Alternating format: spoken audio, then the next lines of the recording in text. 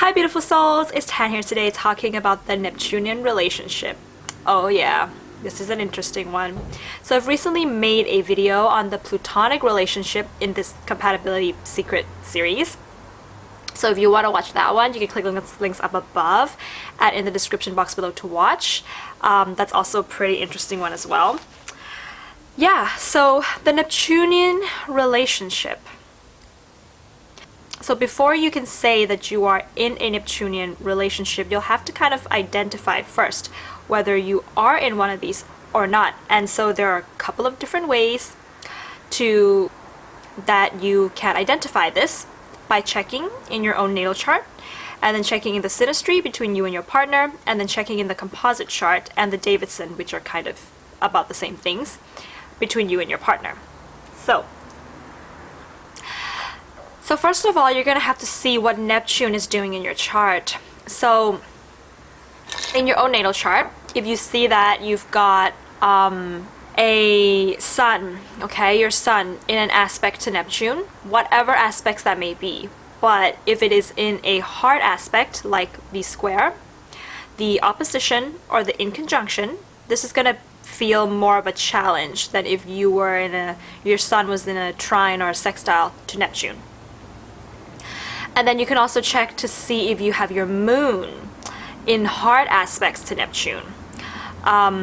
Square, opposition, in conjunct to Neptune. Do you have your Venus in hard aspect, square, opposition, in conjunction to Neptune? And how about your Mars? Oh, this is a very tricky one. Do you have Mars opposite square, in conjunct to Neptune in your natal chart? If you have any of these, okay, it's quite likely that you're going to be in a relationship that is quite Neptunian, so that you can work out your own Neptune difficulties within your chart. Also, if you have Neptune in your 7th house, I find that people who have Neptune in their 7th house are more prone to being in a Neptunian kind of relationship as well. And if you check your synastry with you and your partner, okay, you can check to see if you guys have any of those aspects as well. If that appears again, and in the composite chart, if that also comes up, now that would kind of make it a Neptunian relationship. Also, watch out for if you have Neptune in your 1st house, or Neptune conjuncting your ascendant, Neptune conjuncting the descendant in the 7th house, then you're more prone to be in a Neptunian relationship. And especially watch out if you have in the composite chart between you and your partner that there's Neptune conjunct the ascendant or the descendant. That would be a Neptunian relationship. So you're not looking for just one thing.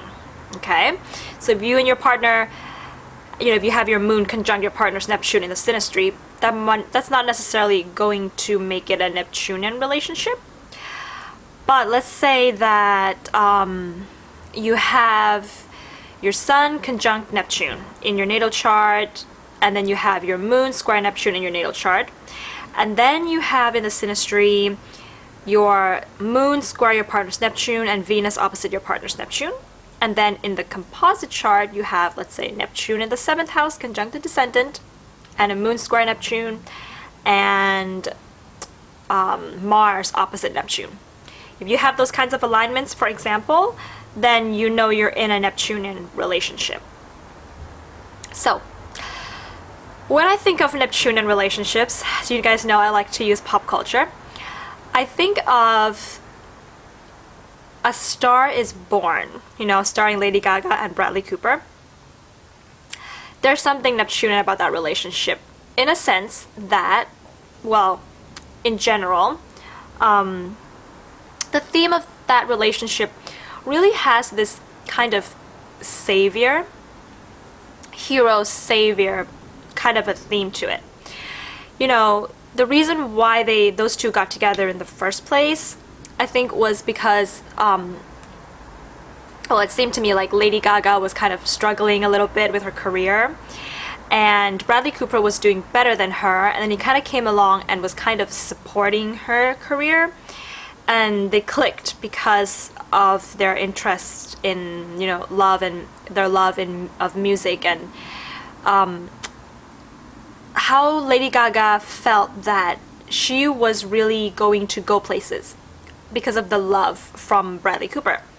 And Bradley Cooper himself probably felt that he loved Lady Gaga because she was this person that he could save unconsciously, because Neptune is very unconscious.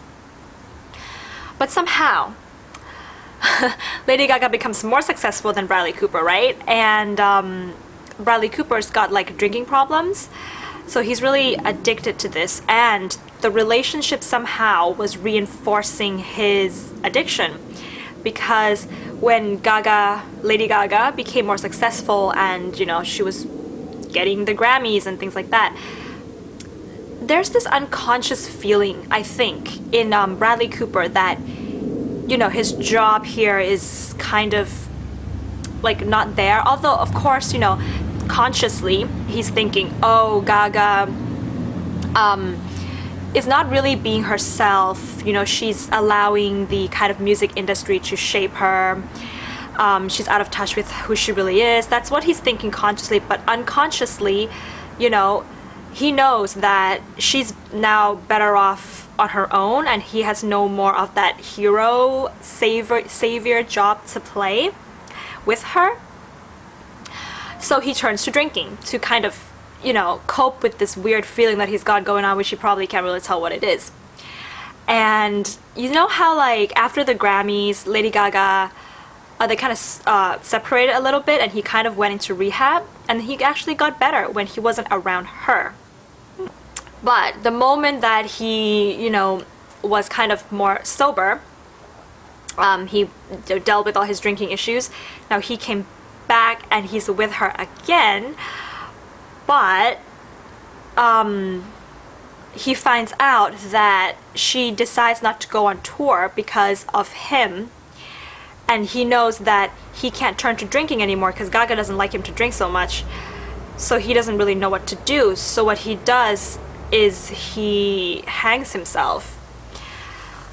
And you know, throughout the relationship, Gaga was kind of, the roles were reversed. Gaga becomes the one to kind of save Bradley Cooper from all his drinking problems and stuff, and he feels like, oh, I can't let her try to save me anymore, I just can't get out of my own problems, I might as well just hang myself. Okay, I think you guys are kind of getting the theme of the Neptune relationship here, where you know, at first, the two people they are likely to have some, we always trace it back to childhood. The two people have some, whether it's small or little, abandonment issues, wherein they might have had relationships where the parents were absent in some ways. If it was a Neptune aspecting the sun, then it was usually a father figure who maybe could most likely have addiction issues, but mainly he was absent, or the child had to somehow take care of the father, or he could be emotionally absent, distant, far away, not there. Same if it's the moon, then it's more likely the mother issues, and with the sun, it then becomes that the person has to identify with saving another person in order to feel a sense of self-worth or self-esteem. If it's the moon, then it's the mother that was kind of absent, but the person becomes so sensitive with moon Neptune aspects, so sensitive that they feel that their sensitivity has to be channeled by saving somebody, and it usually gets to a point where boundaries are being crossed with moon Neptune aspects, where you're doing so much of the saving, but it's just because you're so sensitive, and you know that somehow sadly kind of just brings some comfort to you when you can have other people step over your boundaries, and it's not healthy. With Venus, it can be in terms of fantasizing a lot about love, the idea of love. because the self-worth, the kind of the love of the self is not quite there, and it can only be so therefore in order to kind of cope with this feeling of, you know, low self-worth, the escapist tendencies come through finding a partner who is the embodiment of everything perfect, everything that they have ever dreamed of. Being in love with that partner reinforces the fact that they are worth being loved. With Mars Neptune, this has a lot to do with, you know, sexuality that, you know, is more inclined to not really have boundaries in terms of sexual boundaries. And this can cause you to be to have people take advantage of you, because the actions that you actually take in the world are either too much, too giving, or yeah, to the point where people feel they can take things away from you. So, but the bottom line here with Neptune is that whatever the aspect might be, there is an escapist tendency, but escapism, you know, comes from different things depending on the planet, right? Like I just mentioned. So when two people first get together in a Neptunian relationship, it feels perfect. It feels like you have found the one. It feels like, but if you really ask yourself, what do you really feel? You'll know that it's a fuzzy feeling. It's a feeling of, you know, there's something not very clear about what you're feeling. Your feelings are not so clear, but it's so intense and it's so destined, and the infatuation is really high. You might even view your partner as a god of some kind.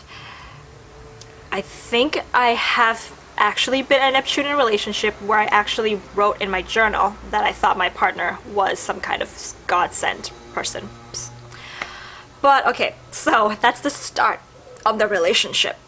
So because of this great feeling that you feel like you have, but it's actually, it's not a solid feeling, okay? It's a murky fantasy feeling. Because of this feeling, you want to keep the feeling going. Both people in the Neptunian relationship don't want to ruin this feeling that they have. So they go about doing things like changing themselves, you know, projecting something onto another person that they think the person wants to see, okay? Or going out of their way to save the other person from all of their troubles to keep this feeling going. Those are the two main things that the people can do in this relationship. This kind of a relationship. Of course, you know, when you're not being yourself and when you are overexerting your energy with another person, eventually it's going to wear off. So when the infatuation wears off in a Neptunian relationship, when we have to start doing the practical things, you know, when the hormones, the feel-good hormones eventually wear off. It's just human, you know, chemicals, right? Biology. That's when people in this kind of relationship start to take back their projections. So they can no longer be what their partner wants them to be, so they start being themselves. And then the partner starts to see you and be like, wait a minute, that's not who you were in the first 6 months of our relationship. But then you're kind of like, this is who I am, actually. So both people, okay, are at fault here. It's not like one person is to blame in a Neptunian relationship. Both people are working together to keep this kind of feeling going. And if in the other situation, you know, when you've exerted yourself so much, there comes to a certain point when you start to get exhausted and you feel like, I can't save my partner anymore, they have to start saving themselves now. Whatever that might mean, you know, maybe you were financially giving a lot, or maybe you were helping them, maybe you were kind of being with them because you felt that they were lonely in their life, whatever that might be. You feel like, okay, now you have to do it yourself. But the partner that needed the saving, the victim partner, now feels like, but I thought that you were supposed to just do this for me forever, but now you're betraying me. Now there's some resentments that can build up. So this is the disappointment stage of a Neptunian relationship. This disappointment stage can happen after 6 months, 1 year, 2 years, 5 years. It really depends on how Neptunian the relationship is and how the Neptunian the people are. So yes, so when the disappointment comes, now it's kind of like the two people start to feel weakened. Now there's this theme where the two people can kind of view themselves as the victim here now. The victim in a sense that, you've disappointed me. Or sometimes some persons, someone in the relationship might feel that they are guilty. They can start to feel guilty that they have disappointed the other person. Or they can feel guilty that they've given too much. They can feel guilty that their boundaries have been stepped over. They can feel guilty that their own sense of self has been not there, like it hasn't been attended to, because they've been attending to this other person so much. They've been giving so much. So ultimately, with the platonic relationship, sometimes we can see people really staying together or breaking up. But with the Neptunian relationship, I feel if there's so much Neptune, it's kind of really hard for the two people to kind of remain together after the disappointment stage. Because a lot of the times you find that you are not with somebody that you actually want to be with, long term at all. Other times, and if that's the case, then the two people usually part ways. But sometimes you might find that, okay, I'm with somebody that I didn't think I was with at the start, but still, I can still stand them, I can still be with them, I still love them for who they really are now that they're showing me who they really are. That's also possible.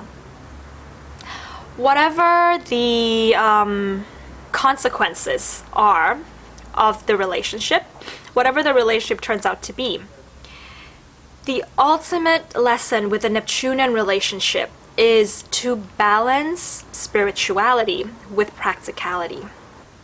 Because in the balance of the two, you find true love and you find real intimacy and connection. That's what the Neptunian relationship is all about. Real connection comes when you can see your partner for what they really are, for their flaws, for the way that they, for their weaknesses, and you accept them for that. You don't try to fix it, you don't try to save them from it, but you just accept them for that. That is real love and that is real intimacy. But if at the start of the relationship, the expectation, the fantasy is too high, when that wears off, most people are not really, they find that they are not, that they were in love, but that they don't really love the partner. And that's perfectly okay. That's a way of learning, right? Relationships help us learn better, grow, right? Usually, whether the people stay together or they don't stay together, they're learning to be practical. So they are learning to do that, like see the partners for their flaws and really accept that. That's the practical aspect. But at the same time, feel spirituality, because usually Neptune, if there's a lot of Neptune in a relationship, there is this sense that you can read each other's thoughts, know what the other person is feeling. Maybe you study, you meditate together, or you do art together, or you do some kind of spiritual practices together to bring yourself beauty and peace, and much beauty and romance in a relationship. So you can have these two things, you know, in the relationship, but it all depends on how much Neptune there is at the start of the relationship. And it's harder than a platonic relationship, I would think, because of the guilt that can really come. And when you've reached that point of feeling guilty for having to do so much for another person, it's really hard to still be in love. It's really hard to still love, or to love your partner anymore. It's like you start to feel like your partner becomes your enemy. You know, in order to kind of work with Neptunian relationships, you know, first is that if you see those things within your natal chart, synastry, and composite, is to know that you are in one and to accept, you know, accept that it is a Neptunian relationship, and at any point in your relationship you might feel disappointment. Accepting that, and then kind of like being more Virgo, shall we say, because Neptune rules Pisces. So reading, you know, doing some research about things like boundary issues in a relationship, toxic relationships, things like that. Having it written in front of you, you know, or making a list of like, and ticking it off, making a list of your partner's qualities, ticking whether each one contributes to any, you know, crossing the boundaries or anything like that.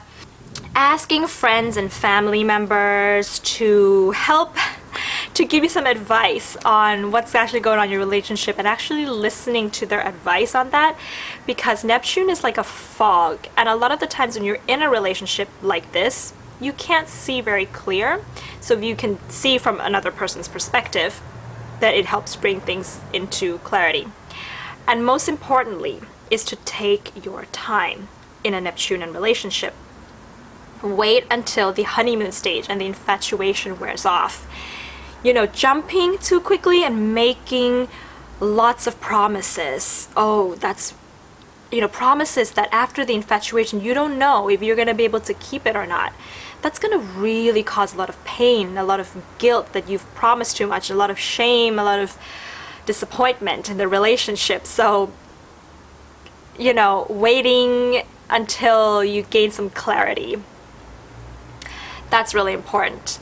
But also really, really important to work on your self-love, is to work on healthy, you know, if it's a sun, Neptune, healthy ego, healthy like things that you want to identify as being part of your identity, making sure that's healthy. You know, healthy sensitivity, healthy, if it's moon, healthy sensitivity. If it's Venus, healthy ideas about love and relationship and fantasy, and healthy ideas about your own self-worth. Mars, healthy action taking, you know, taking action in a straightforward way, not doing too much, healthy sexual boundaries, healthy. From Neptune, we're going to go from super unhealthy to super healthy. So that's just something to keep in mind there. Mainly, working on yourself, knowing yourself, being alone, not being afraid to be alone, working on yourself, being in nature, getting in touch with your intuition, you know, working on yourself. That is the idea of a healthy Neptune. Is, you know, spirituality is about going inwards and really knowing yourself first before you can give to other people and help other people. So that's my take on Neptunian relationships. If you are in one, do comment below and let us know what your experiences have been. And if you like this video, give it a thumbs up and hit the subscribe button below if you haven't. If you've already subscribed, then thank you very much for continuing to come along on these astrology growth journeys, learning, growing together, and of course having better relationships with the people around us. Bye guys!